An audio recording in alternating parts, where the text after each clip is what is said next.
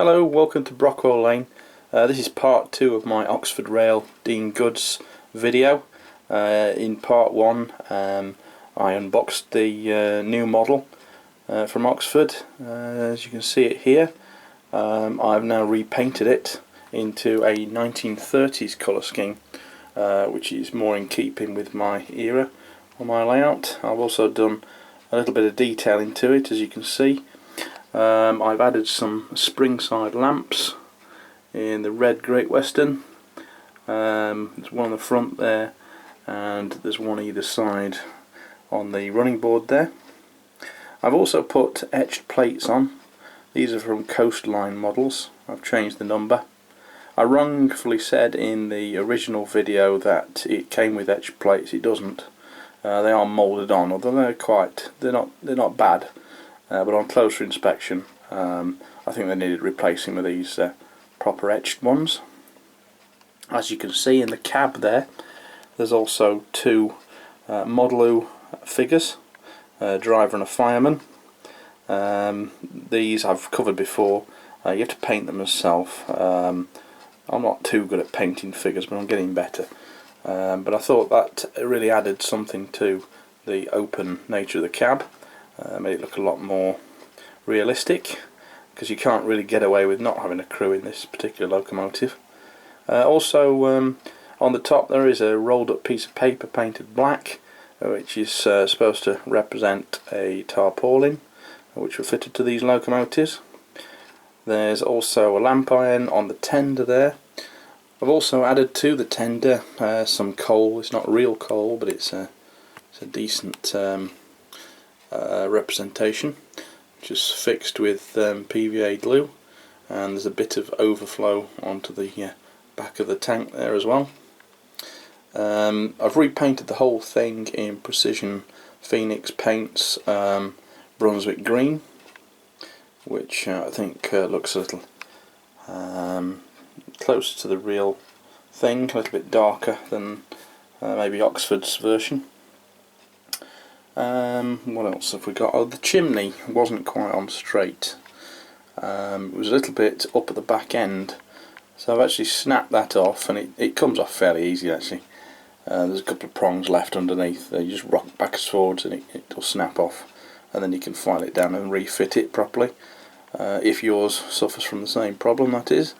One modification I do to the top of the chimney in particular, which makes a big difference, is to paint it black and then just run your finger around the edges of the copper cap there, just to take a little bit off. Makes it look a bit more realistic, because I didn't like the look of the original moulding, because it was all very shiny copper all the way to the top, and I don't think it should be. I've also painted the handrails around the front, which were green, and they shouldn't be, so I picked those out in black. Also between the frames there you can see a bit of red there. I haven't actually painted the bottom of the frames there.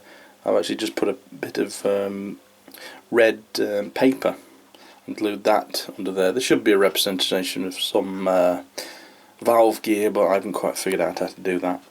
But from a distance that looks a little bit better. Kadee's fitted, of course, as per usual on my layout. Now this is quite a good runner. I haven't had the problems which some people have had, or in particular Sam's Trains had with his, which he had to send back. I would hope that's just a one-off. He was just unlucky with that one. But this is a good runner. I like it. Very happy with it.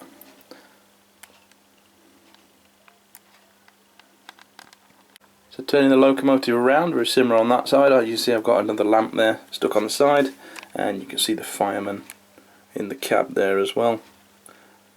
So all in all, I'm very happy with this engine, or at least I am now. I've done these little mods to it. I think it fits really well with the layout, and it also matches the other locomotives now in the fleet. This version, this colour scheme, is going to be released by Oxford Rail soon, I should think. So if you wanted this version rather than the lined out with the brass dome, which after looking into it I think probably is correct, but it didn't quite fit in with particularly my coaches. because my coaches are all later built examples, and I think that early version would have run more with 4 and 6 wheel coaches and some really older ones that aren't available ready to run. Another modification I've made, which I forgot about, was the top feed, which I took off. It may well have been right for the previous version, I'm not sure, it probably was, but it was easy to come off. It just snapped off. It leaves very small holes for you to fill, but that was easy enough, especially as I was repainting it. So that's another modification which is quite easy to do. So I hope you agree that this Oxford rail Dean Goods can be made to look into a really nice realistic model for your light, and it's a lot better than the old Hornby Airfix version of years past, so I welcome it and I recommend it.